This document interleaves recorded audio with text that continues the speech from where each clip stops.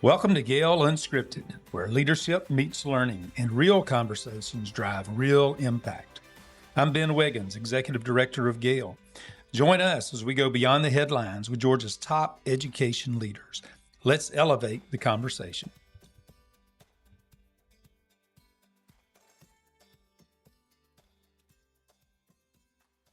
Welcome, GAEL family. Welcome back to another exciting episode of GAEL Unscripted. We've got a great episode today. We've got members here from GASPA, our GASPA organization. We've got Tyler and Stephanie. Stephanie, why don't you start us off? Introduce yourself. Tell us a little bit about yourself, and then we'll move over to Tyler. Thank you, Ben. I'm Stephanie Dobbins, Executive Director of GASPA, which is Georgia Association of School Personnel Administrators. And I have been retired about 4 years from a school system, and so am really enjoying running this professional association. And when I say running it, it's because we have a great board and great members. You do. You got a great And so we have a lot of tremendous support and benefits available for K-12 HR professionals. Yeah. Well, tell our audience, where did you retire from? I retired from Griffin Spalding. Spalding. That was my hometown is Griffin. I don't think I knew that. I knew that's Yeah. where you retired from. But Yes. that's awesome. But I started my career, actually I did it opposite of what most people in education do, because I worked at the Department of Education. Oh, you did it And at the backwards. PSC Look at before I came to I'm a learning school all system. kind of things on GAEL Unscripted today. I did not know those. Yes. That's fantastic. All right, Tyler. All right, well, hello, everybody. Tyler Gwynn. I'm the Executive Director of Human Resources at Cherokee County Schools. I also serve as the President-elect for GASPA, and Stephanie is being very modest. We do have a very strong board, but only because of her leadership. And I also would be remiss without mentioning our President that could not be with us here today, Melissa Shepard. We miss you. She is a fantastic leader as well. That's right. And Tyler, approximately how many employees does Cherokee County have? We have a little under 7,000 employees in Cherokee. Wow. So for those of you watching, I know we've got members of all different shapes and sizes, but I think as soon as you hear that number out of Tyler's mouth, you instantly get a new level of respect of what he's having to do every day. Or sympathy. Or sympathy. Yes. There's a lot of changes in HR. You know, a lot of things, a lot of new changes have occurred over the years. Why don't we talk about some of those things that HR professionals are having to deal with that maybe they didn't have to deal with 10, 15 years ago? Definitely a lot comes up now that I had the privilege of not having to deal with. Tyler and I discussed briefly today was an example with AI. And we've had a lot of AI presentations in our conferences, and whether it's ethical use of AI or how students use it, how employees use it. But a fear that I had, Tyler informed me, has already come true, but not in Georgia. In another state, the employee created a fake video with their boss's voice where they were saying inappropriate things that would get somebody terminated. Wow. And, you know, from an HR perspective, we have to conduct investigations. Yeah. So we're going to need new skills that we don't necessarily have now to be able to uncover when things are fabricated like that. That's a great example. As an old high school principal, I can only imagine if my students would have had access to AI with something like that, creating, the last time I was a principal, they were making the fake Instagrams, but that was about the extent of it. And I had not even thought about that. So that's a fantastic example. Yeah. What are some other changes in HR? Well, if I could add to that a little bit, we knew when AI came around that this was going to come from the students to the teachers and to the staff. I don't think we really anticipated that it would be a certified professional utilizing this technology to target and go after their administration. So it's kind of a scary time in that sense, and Stephanie's right. I think one of the main messages we have today to brand new HR professionals is that you don't have to go through this new changing environment and this new quickly changing world of HR by yourself. We have each other's back. We have your back, and that's what GAEL is all about. That's what GASPA is all about. The networking opportunity is incredible, and some of us, including me, my career has been deeply impacted and positively so because of the network in GASPA. But beyond that, it's the resources, it's the knowledge, it's the expertise somewhere, some way that has dealt with this situation, which is the true benefit of this organization. Yeah, I think HR is just so wide in all the responsibilities that you all have, dealing with a large, vast number of employees. I think it's important for those people to know, whether they've been practicing HR professionals or they're brand new, and there's so many more that are coming that are brand new, that no one expects them to be the expert. I can remember I got a phone call probably a year ago, and it was a new HR professional, and they said, we're going to redo our employee handbook and start from scratch. And all I could think of was, that sounds like a lot of unnecessary work. I said, why don't you call? And I gave them some names of people in GASPA. And I said, because there's already great, solid employee handbooks that have been vetted and verified and cover everything legally that you can think of, and use that as a starting point instead of starting from scratch. Why don't you talk about some of the things you can offer to HR professionals out there, especially those new HR directors? Sure. We have 2 conferences a year, and our fall conference is coming up in November.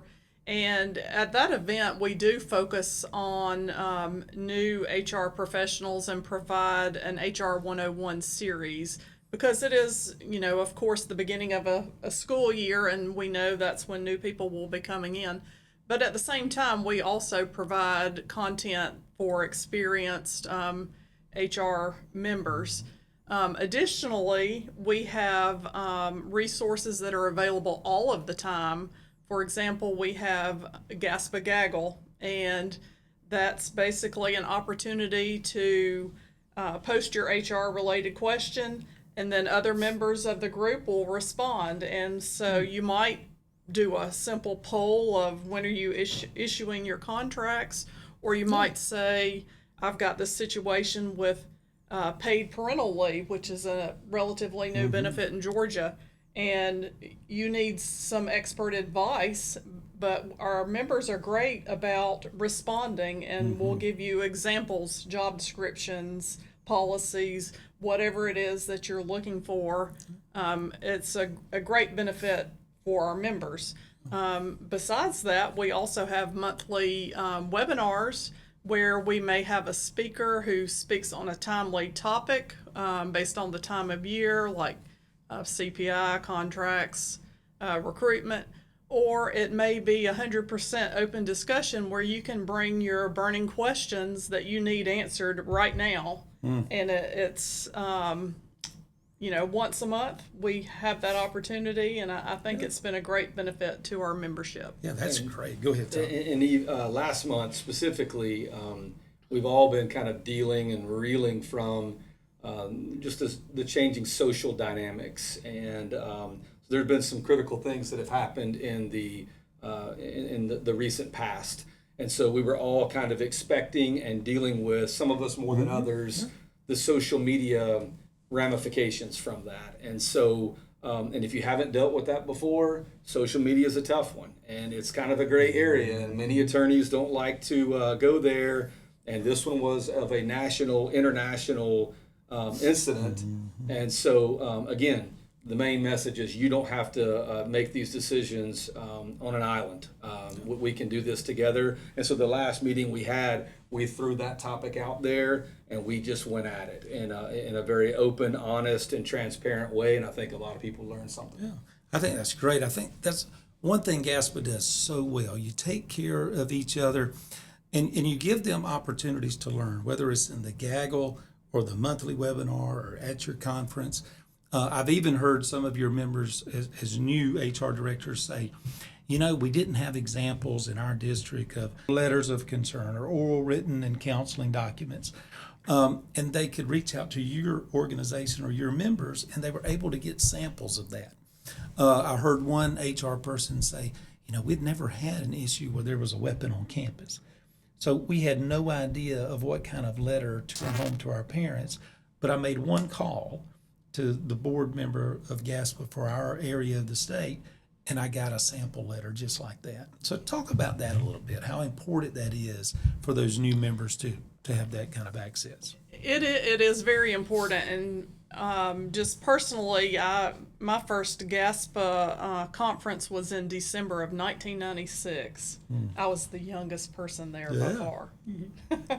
But I always felt throughout my entire career that if I wanted to know what was going on, I needed to be at the GASPA conferences, because that is where you can network and meet the people who have similar responsibilities. It's where you become informed by the legal advisors, DOE, TRS, Professional Standards Commission. You know, everyone is there with the information that that group needs. Yeah, it's a great example. I've seen your members grabbing, whether it's Dr. Jody Barrow from PSC, and hey, I've got this situation, and able to get some one-on-one, face-to-face information, things like that. I've seen them grab the TRS members there if they've got questions about payroll things. So I think that's very important that y'all do that. That's the access they can have at your conferences. I think I would add too that, you know, HR is just too big. I've been in human resources for 11 years, and you just can't know it all, and it changes too fast and too quickly. The policies are changing, the legislation is changing all the time, and so you really need this twice a year to come together to kind of focus on the hot topics and figure out what we're supposed to do to move forward. You can't know it all. You will never, ever know all of it. And you need a network. You need a network of colleagues that you can pick up the phone. Sometimes I think it's such a huge benefit for our small districts to be rubbing elbows with their colleagues at larger districts, because they're able to specialize. They've got people at some school districts that only specialize in investigations. Where if I'm the only HR professional in my small district, I may not have had experience in an investigation of this particular subject. And I think that's very important to have that access to your members. Well, talk to me a little bit about these conferences. You do one in the fall, one in the spring. Well, of course, that is the main content that we are going to cover, but we have members that are superintendents. We have members that are I've seen principals. Principals. We have people in finance that like to participate. So I've even seen a curriculum person or two there before. Yeah, it's really a lot of information that we provide applies to all areas of leadership. And it never hurts someone who's going to be a principal or superintendent to understand HR issues, because you'll be more effective in your role with that background too. That's right. I would say to any of our GAEL members out there, maybe you're an assistant principal.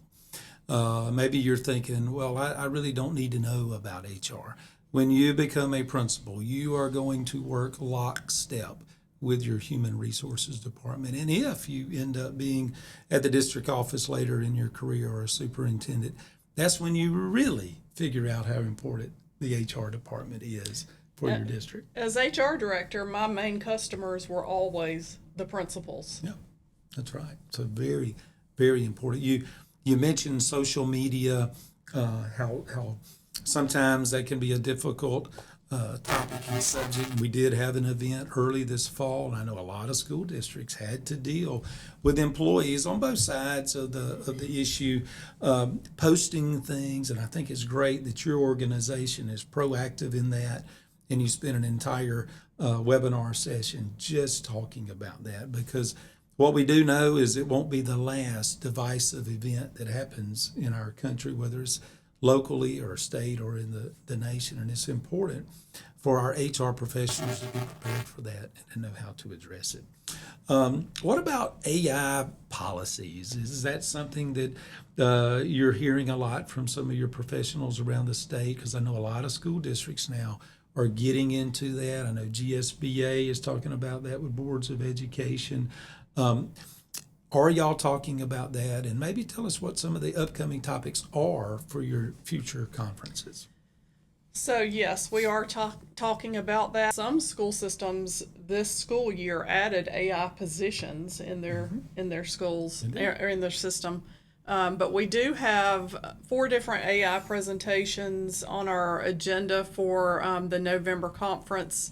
One of them is from the Professional Standards Commission, and they have written ethical guidelines on the use of AI. And so we're very interested in hearing what they have to share. I know they had a committee that was led by one of the other individuals that is going to be a keynote presenter, an attorney from New York that participated and helped them develop. He's an expert in that field because he has the legal background and educational background and the technology knowledge. So we've brought him in also. And then you'll have to forgive me because I've forgotten the... That's why we call it GAEL Unscripted, Stephanie. This is perfect. Yeah. They will know it is unscripted. Yeah. But AI is a hot topic It is. across the It is. country, and not just from a board policy. You know, everyone's worried about what are the students using it for. I know that there's a lot of potential to use some AI to help them when it comes to things like walkthroughs and evaluations, but they need to make sure they're staying abreast of the most up-to-date legal ramifications by coming to your conferences where you're going to have Phil Hartley or Corey there to talk about those, to make sure that back home in their district they're doing everything exactly right. Yeah.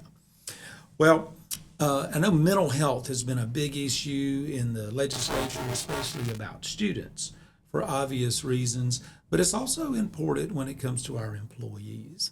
So what is your organization hearing from some of your members about the mental health of employees, and what are some things maybe they're doing to try to be proactive around that? I know that there have been some grants available and some positions that have been added and with a focus on mental health. And like you said, Ben, a lot of times in the past our focus has been on student mental health, but employee mental health is important too. And we do have some benefits through our state health insurance, so we're fortunate that that's always available. But most school systems are going to offer an employee assistance program where those types of resources are available, whether it's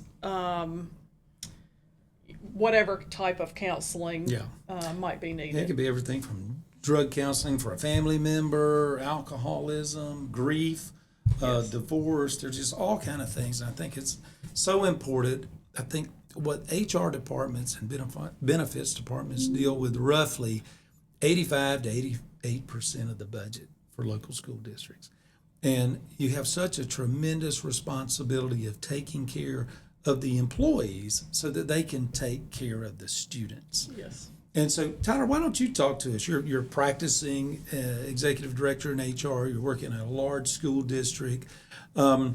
Teacher retention and recruitment is such a hot topic. What are some things you're seeing some school districts do around the state that maybe are a little unique or outside of the box? Because they're all competing right now. I know it's everything from supplemental benefits packages to 403Bs. Are we a social security system or not? But what are some things that maybe you've heard from some of your colleagues that they're doing around the state to recruit teachers and keep them? Yeah, it's a critical question, always has been and always will be. And so how your system is recruiting and focusing on retention, I think is, if you haven't gone there or started there, I think it's probably past time a little bit. But you're right, we are in competition, so I'm not about to reveal all the things that we're doing. But one thing I did want to tie in kind of the last conversation with this one is that, you know, student behavior changed when we came back from COVID. And I'm hearing from colleagues from all over the place that behavior has consistently changed. It is different. It is more extreme. But we're also seeing that in our personnel. And so adult behavior changed as well. And so what we're trying to do is, as we are holding people accountable and as we are supporting them and growing them, we're doing a deep dive and looking into the data of what age group of employee is demonstrating that kind of behavior or making those decisions. Are there any trends there? We're looking very carefully at job families. Is it our special ed teachers that are dealing with the extreme behavior, or is it our gen ed teachers, or is it kind of a combo? So we are really trying to determine the cause of the behavior and really deal with that piece, in addition to holding that employee accountable and offering them the support that they need. I think that in and of itself is going to add to retention. And what I mean by that is, it is very simple to say, employee A, this happened and therefore this is the consequence, you're terminated. Or we can do a deep dive and try to understand, okay, there's extreme behaviors. It's almost like a cause and effect analysis here. There's extreme behavior by students. There's possibly an extreme response by an adult, but is that response almost somewhat reasonable, or there might be something else to it than just termination? And so we're trying to understand and offer supports. So one thing I'll just throw out there, we talk about the code of ethics a lot with our teachers. We are proactively retraining all of our staff on the code of ethics. But one thing we're talking about is, when the students are exhibiting extreme behavior, our response is everything that matters. That changes everything. It shifts the focus of your career sometimes. And so we are trying to work with schools to implement, when that happens, what should the teacher do? What kind of support do they immediately have? Can we get them out of that environment and let them kind of cool down, calm down, and move on, and have somebody else step into that role before there's a bad decision that happens that moves into separation? So that's different than most people that talk about retention and giving swag bags and having celebrations. But I think this is more strategic and more intentional. We're trying to understand our student behavior more and our adult response to that behavior more. Yeah, that's great. I think it's important that you're being proactive in Cherokee County. You're understanding that those employees are such a valuable resource that you're trying to figure out how to stop problems from happening. And you're looking at the data to actually see, are there some trends, so that we can be proactive to dealing with a certain population, whatever that might be. Yeah. It's fantastic. Well, this has been a fantastic episode. We really appreciate you coming. Don't forget, you got 2 conferences for GASPA.